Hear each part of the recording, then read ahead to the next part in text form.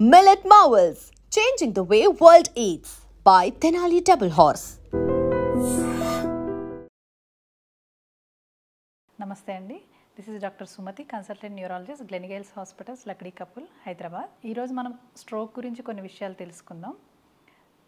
ప్రపంచంలో ఎక్కడో ఒక చోట ప్రతి 40 సెకండ్లకు ఒకసారి స్ట్రోక్ వల్ల ఎవరో ఒకరు డిజబిలిటీకి గురవడం కానీ లేదా చనిపోవడం కానీ జరుగుతుంది.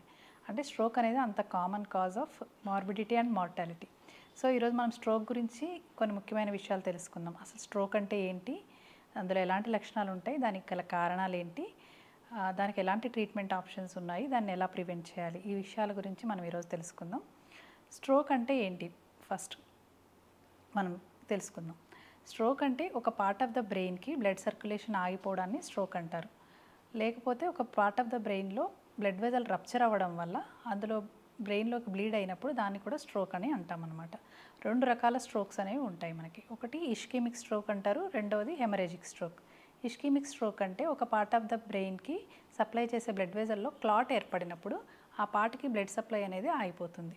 దానివల్ల ఏమవుతుందంటే ఆ ఏరియా ఆఫ్ ద బ్రెయిన్ పనిచేయడం మానేస్తుంది. దానివల్ల ఏ ఏరియా ఆఫ్ ద బ్రెయిన్ అయితే ఎఫెక్ట్ అయిందో దానికి సంబంధించిన ఫంక్షన్ అనేది ఎఫెక్ట్ అవుతుంది. దాన్ని ఇష్కెమిక్ స్ట్రోక్ అని అంటారు. హెమరేజిక్ స్ట్రోక్ అంటే ఒక బ్లడ్ వెజల్లో ప్రెషర్ ఎక్కువ అయినప్పుడు అది రప్చర్ అయిపోయి బ్లీడింగ్ అవుతుంది. ఆ బ్లీడ్ కాజ్ చేసే ప్రెషర్ వల్ల ఆ పేషెంట్కి సేమ్ సిమ్టమ్స్ అనేవి వస్తాయి. దాన్ని హెమరేజిక్ స్ట్రోక్ అని అంటాము. ఎలాంటి లక్షణాలు ఉంటాయి మనకి స్ట్రోక్ వచ్చినప్పుడు అంటే ఒక నిమోనిక్ మనం గుర్తుంచుకోవాలి.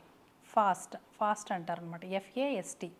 ఎఫ్ అంటే ఫేషియల్ డ్రూపింగ్, అంటే మూతి వంకర పోవడం. ఏ అంటే ఆర్మ్ ఆర్ లెగ్ వీక్నెస్, కాలు లేదా చెయ్యి పడిపోవడం. ఎస్ అంటే స్పీచ్ డిస్టర్బెన్స్ అనమాట, మాట పడిపోవడం. టీ అంటే time to reach the hospital. So ఈ నిమోనిక్ అనేది మనం గుర్తుంచుకోవాలి. ఈ లక్షణాలు ఎప్పుడైనా కనిపిస్తే మూతి వంకర పోవడం కానీ కాలు చేయి పడిపోవడం కానీ వెంటనే హాస్పిటల్కి రీచ్ అవ్వాలి. టైం అనేది వెరీ ఇంపార్టెంట్ ఇన్ స్ట్రోక్. ఎందుకంటే దాని ట్రీట్మెంట్ అనేది టైం డిపెండెంట్గా ఉంటుంది. 1 అవర్ లోపల వస్తే ఒక రకమైన ట్రీట్మెంట్, 4 అవర్స్ లోపల వస్తే ఒక ట్రీట్మెంట్, 6 అవర్స్ లోపల వస్తే ఒక ట్రీట్మెంట్, అలా ట్రీట్మెంట్స్ అనేవి వేరుగా ఉంటాయి. అండ్ ఎంత త్వరగా ట్రీట్మెంట్ తీసుకుంటే రికవరీ అనేది అంత బెటర్గా ఉంటుంది. కాబట్టి ఆ నిమోనిక్లో టీ అనేదాన్ని కూడా మనం యాడ్ చేసామన్నమాట.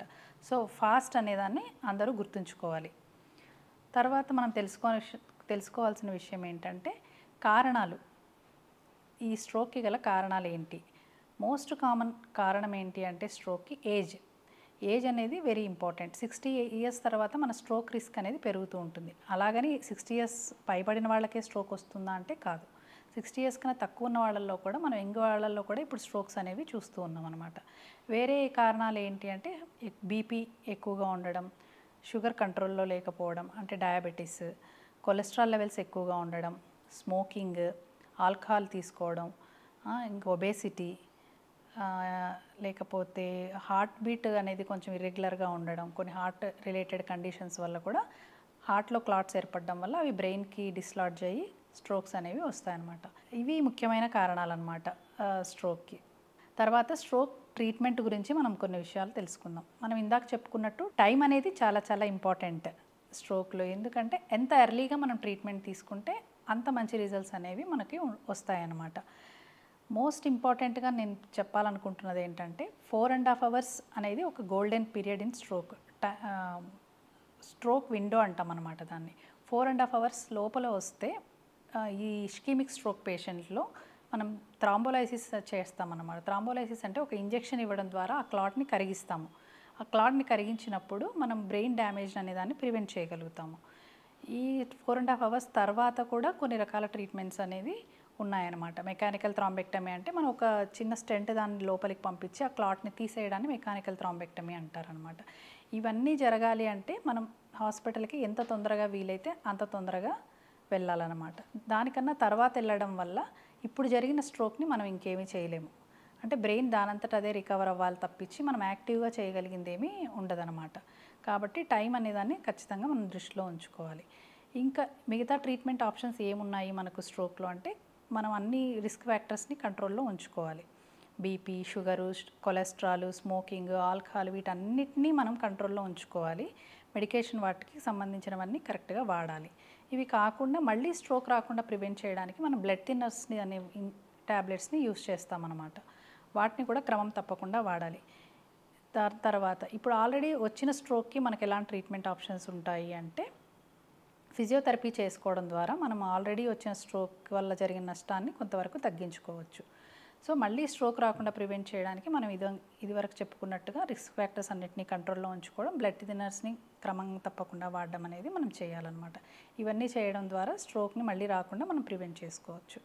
స్ట్రోక్ వచ్చిన తర్వాత చేయాల్సిన పనులన్నీ మనం తెలుసుకుందాము. స్ట్రోక్ అసలు రాకుండా ప్రివెంట్ చేయడానికి ఏం చేయాలి అనేది ఇప్పుడు మనం మళ్ళీ తెలుసుకుందాం. దాన్ని ప్రైమరీ ప్రివెన్షన్ అని అంటాం అన్నమాట.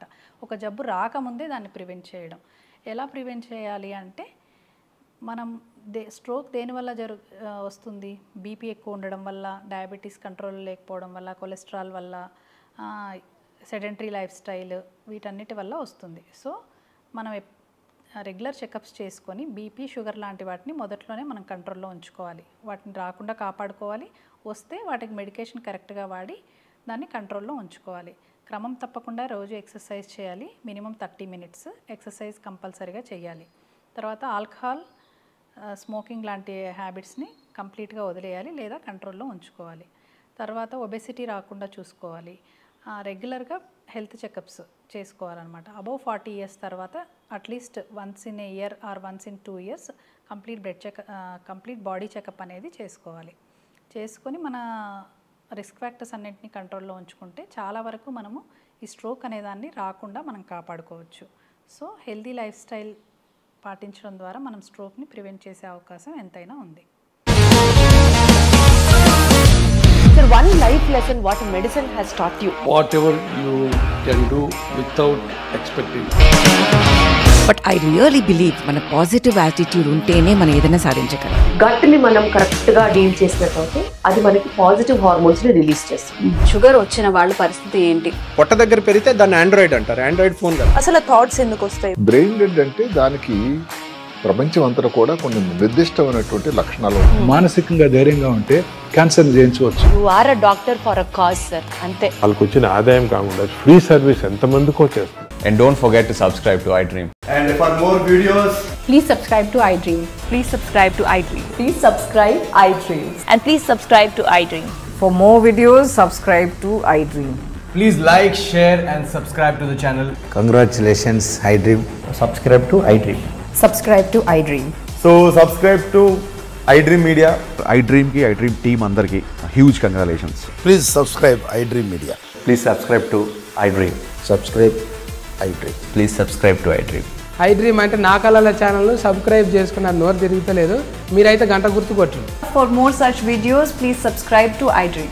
Subscribe to iDream. Please subscribe to iDream. Please subscribe iDream Media. Please do subscribe to iDream. Please subscribe to iDream Media. For best entertainment and information, please subscribe iDream.